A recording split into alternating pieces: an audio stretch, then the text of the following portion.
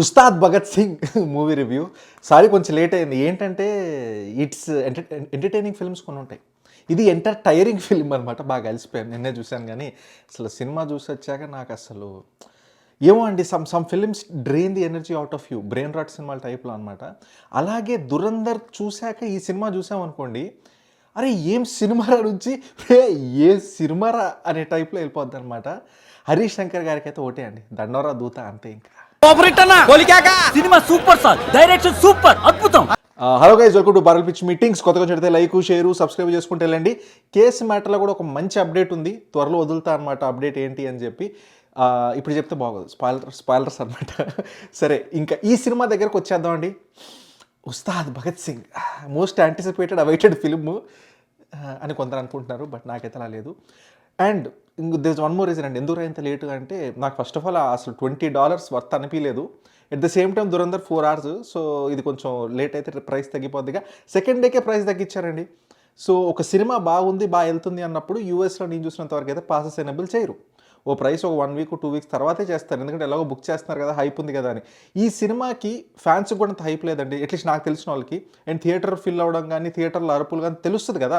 OG cinema నేను చూసినప్పుడు ఎలా అరిచారు, ఫస్ట్ డే ఎలా ఉండింది ఏంటి అని, వర్సెస్ ఇక్కడ అంటే ఫస్ట్ డే వెళ్ళలేదు నేను, బట్ ఐదర్ థియేటర్ మొత్తంలో ఆ సౌండ్లు తప్ప ఏ అని చెప్పి ఒక్క సౌండ్ రాలేదండి.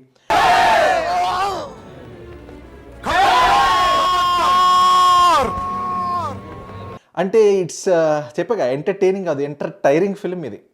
ఎటు వెళ్ళిపోద్ది సినిమా. అరే ఒక ఫర్గెట్ ఎవ్రీథింగ్ అండి, forget logic, forget good story ఉండాలి కదండి. ఒక స్క్రీన్ ప్లే, ఒక పద్ధతి, ఒక పాడు ఉండాలి కదా. దీనికన్నా రీమేకే చేయొచ్చుగా. కానీ డైరెక్టర్ గారికి ఒక గుడ్ హ్యాబిట్ ఉంది.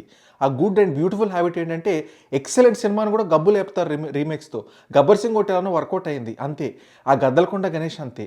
అసలు మన అజయ్ దేవగన్ గారి సినిమా ఉంటుంది, దాని రీమేక్ కొట్టారయ్యా.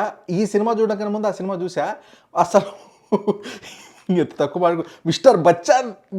ఆ సినిమా తర్వాత మొదటిసారి మగాడిగా పుట్టినందుకు బాగా ఆ సినిమాకి ధీటుగా ఉంది ఈ సినిమా అని చెప్తాను నేను. ఎందుకంటే ఇది తెరి రీమేకే అండి, గట్టిగా ఆలోచిస్తే తెరి రీమేక్ అటు ఇటు 2 ఎలిమెంట్లు మార్చేసి, it's a new film, it's a new package of the old dosa అంటే వాసన వస్తుంది, తెలుస్తుంది. అంటే లేదండి, జోక్గా అనిపించినా కూడా ఎందుకు ఇలా ఎందుకు స్టాండర్డ్స్ పడిపోతూ ఉన్నాయి. ఆయన బయటకు వచ్చి మరీ చెప్తాను, నాకు ఇంతే వచ్చి ఇదే వచ్చాను. అట్లీస్ట్ ఆనెస్టీని మెచ్చుకోవాలి మనం. ఈజ్ అట్లీస్ట్ ఆనెస్ట్, నాకు ఇంతే వచ్చి నేను ఇలానే తీస్తా అంటున్నారు. అంటే మరి ప్రొడ్యూసర్లు ఎందుకు చేస్తున్నారు? పవన్ కళ్యాణ్ గారు కూడా తీసేది అప్పుడప్పుడు తీస్తూ ఉన్నారు, ఈ మధ్య వస్తున్నాయి ఫాస్ట్గానే. కానీ ఆ తీసేదో మంచి సినిమాలు తీస్తే అయిపోద్దిగా. ఎందుకు చెప్తున్నానంటే, ఇది భీమ్లా నాయక్ అండి, సేమ్. మళ్ళీ భీమ్లా నాయక్ టెంప్లెట్ తీసుకొచ్చి అతికిచ్చి పెట్టారు.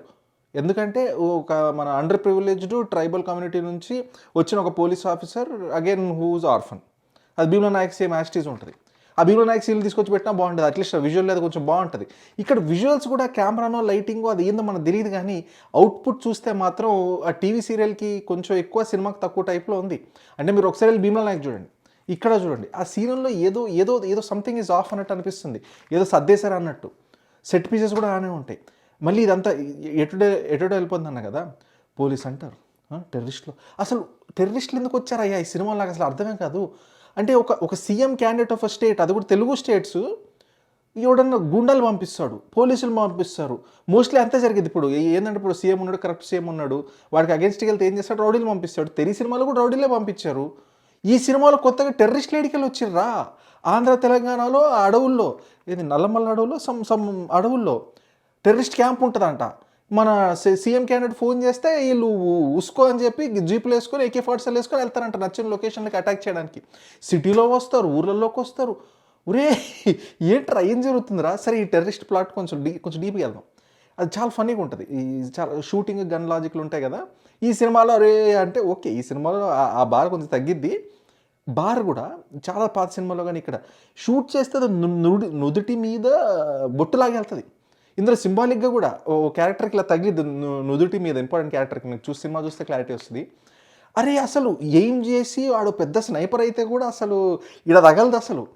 అంత sharp shooter, marksman of the wanted Hollywood cinema అనుకుందాం. సరే అనుకుందాం, లేదు వాడు చాలా తోపు, షూట్ చేస్తే ఇక్కడ తగులుతుందని. అదే షూటర్ గాడు, అదే గ్యాంగ్ ఆఫ్ పీపుల్ హీరోని షూట్ చేస్తే ఒక బుల్లెట్ తగలదు. అది ఏ ఫైట్లో, క్లైమాక్స్లో పెద్ద ఫైట్ ఉంటుంది, అరే వందలు కాకపోయినా 20-30 మంది ఉంటారు, AK-47 ఒక్క బుల్లెట్ తగలదు. అసలు వాళ్ళు ఫాల్ తగాలనుకుందాం, మరి ఈ రెండిట్లో ఏదో ఒకటి అవుద్ది కదా, కన్సిస్టెన్సీ అని ఉండాలి కదా. మీరే ఒక బార్ సెట్ చేయండి, అర్థమైందా? 1+1 2 కాదు 3 అనండి. బట్ అదే కన్సిస్టెన్సీ 2+2 కూడా ఉండాలి కదా. 2+2 4, 1+1 2 కాదంటే ఎట్లా? నెక్స్ట్ భజన. అరే ఎందుకండి పవన్ కళ్యాణ్ సినిమాలు అంటే భజనతో నింపేస్తారు. భజన నోస్టాలజియా. ఆ నోస్టాలజియా ఎందుకైంది? ఒక మంచి సినిమా వల్ల. ఇప్పుడు ఖుషి తీసుకోండి, తొలి ప్రేమ తీసుకోండి, తమ్ముడు తీసుకోండి, ఇవన్నీ ఎందుకు? ఇప్పుడు అవన్నీ మళ్ళీ ఇక్కడ పెడతారు, దాన్ని గబ్బులు చెప్తారు. సరే ఆ పాట మళ్ళీ వద్దాం. ఫస్ట్ అయితే let's come to the one of the important parts అనమాట. ఫస్ట్ హాఫ్ మొత్తం ఫ్లఫ్. ఆ ఫ్లఫ్ ఏం ఫ్లఫ్ అంటే అసలు రాశిఖన్నా గారి క్యారెక్టర్ తీసుకొస్తారు, ఏదేదో అంటారు, హీరో వస్తారు. 20 నిమిషాలు of the film, 20 minutes of the film hero dance వేయాలి. అందరూ చాలా అన్న డ్యాన్స్ అయ్యాను, డ్యాన్స్ వేసి చాలా లేదన్నా, స్టెప్పులు అయ్యన్నా అంటారు, ఏదో సాంగులు పెట్టి. అరే ఏంట్రా, ఏం జరుగుతుందిరా? సరే ఎట్లా ఉందంటే అసలు ఈ బానిసత్వాన్ని అడ్వాంటేజ్ తీసుకుంటారండి హెవీగా.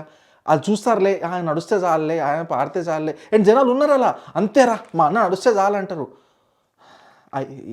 I don't want to comment అందకండి. ఇంకా కామెంట్ చేసినా వేస్ట్ అసలు అలాంటి విషయాల్లో. ఆ రేంజ్లో ఉందంటే, ఒకతను నడుచుకుంటూ వస్తే చాలు, నాకు నేను వెళ్ళిన డబ్బులు ఇస్తాను అనే రేంజ్లో ఉందంటే ఇంక మనం ఏం చెప్తాను చెప్పండి. ఇందాక నాస్టాలజియా, అది ఆ టాపిక్ ఇంపార్టెంట్, అందుకే అక్కడ కంటిన్యూ చేసి కొత్తగా స్టార్ట్ చేయని. నాస్టాలజియా పేరుతో గబ్బు లేపారండి ఇక్కడ. ఐ డోంట్ నో, చాలామంది కనెక్ట్ అవ్వచ్చు అవ్వకపోవచ్చు, నాకైతే తొలి ప్రేమలో అది one of the favourite songs అండి నాకు అది. ఆ సాంగ్ తీసుకొచ్చి ఇందులో పెట్టారు, టేప్ రికార్డర్లో చిరాకు దొబ్బెలా పెట్టారండి. నాకు ఆ వైలిన్ బీట్ చాలా ఇష్టం. తొలి ప్రేమలో సాంగ్, ఈ మనసే సాంగ్లో ఓ వైలిన్ బీట్ వస్తుంది, అది అప్పుడప్పుడు వింటే బాగుంటుందండి. పెట్టి దొబ్బారు అసలు. హీరోయిన్ చూస్తే మ్యూజిక్ రేపు 10 సార్లు వస్తుంది ఒక సాంగ్ని. అరే ఎందుకురా గబ్బు చేస్తారన్నట్టు. ఇక్కడ ఏజ్ ఫ్యాక్టర్ ఉందండి, there is no denying it. Pawan కళ్యాణ్కి, శ్రీలీల గారికి నాకైతే కొంచెం ఎబ్బెట్టుగా అనిపించింది. సో ఆ ఎబ్బెట్టు దానికి మళ్ళీ ఈ సాంగ్ పెట్టి అదేదో రొమాంటిక్ సాంగ్ లాగంటే, అరే అసలు కొన్ని అలానే వదిలేయాలి. There are some good songs అలానే వదిలేయాలి, గుడ్ మూవీస్ అలానే వదిలేయాలి. ఎందుకండి అదే చెప్తున్నా కదా, మీకు అనకూడదు సారీ. మన దగ్గర పసలైనప్పుడు పక్కింటి పెరుగు తీసుకొచ్చి తోడేసుకున్నట్టు ఉంది, ఆ తోడు కూడా గబ్బైంది ఇక్కడ.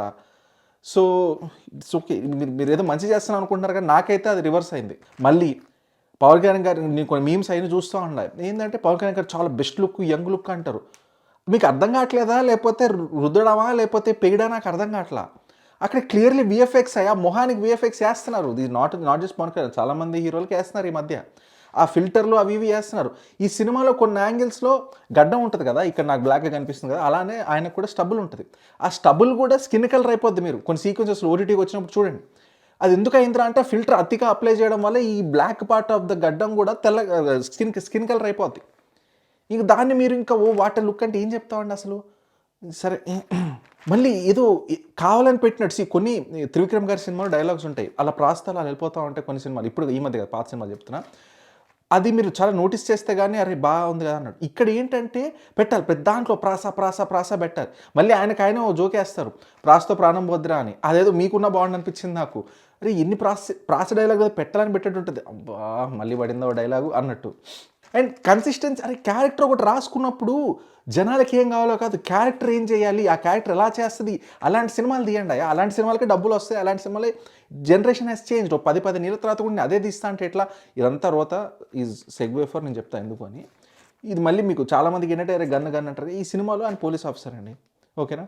సరే నేను ఒప్పుకుంటా, పోలీసు ఓకే, గన్ను AK-47 అన్ని కాలుస్తారు, అన్నీ ఉన్నాయి రెడీగా అనుకుందాం. అరే మనుషులు కాలుస్తారు వాడన్నా. ఈ సినిమాలో హీరో గారు గాల్లో ఎక్కువ కాలుస్తారండి, ఊరికి ఎప్పటప్పటప్పుడు పైకి కాలుస్తారు, కింద కాలుస్తారు. ఏం జరుగుతుందిరా? పోలీసు వాడు ప్రతి బుల్లెట్కి లెక్క చెప్పాలరా ఇండియాలో.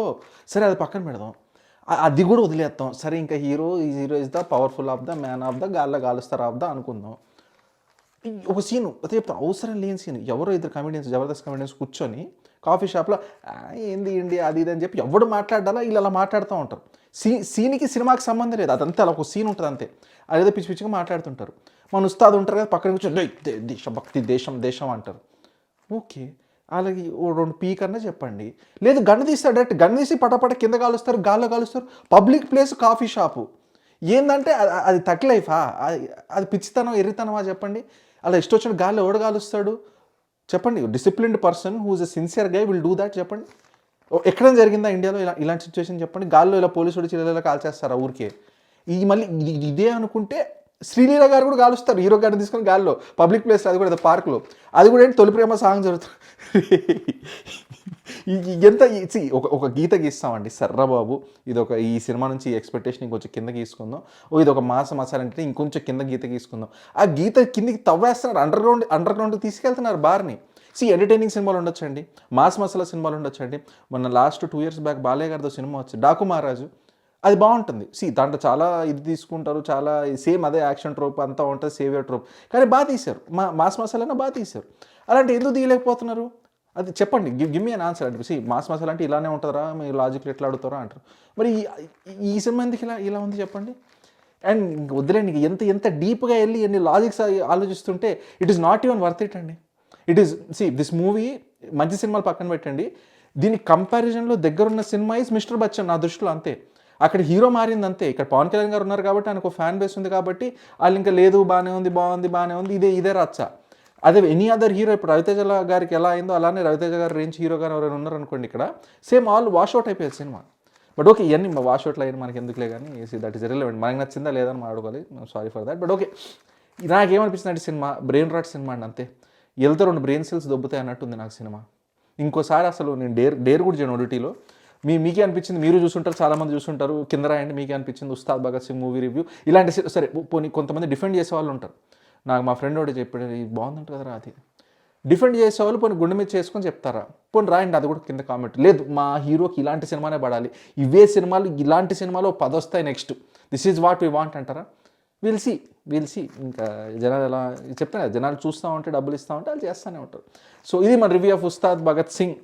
ఇట్స్ ఓకే, కలుద్దాం మళ్ళీ వచ్చారు.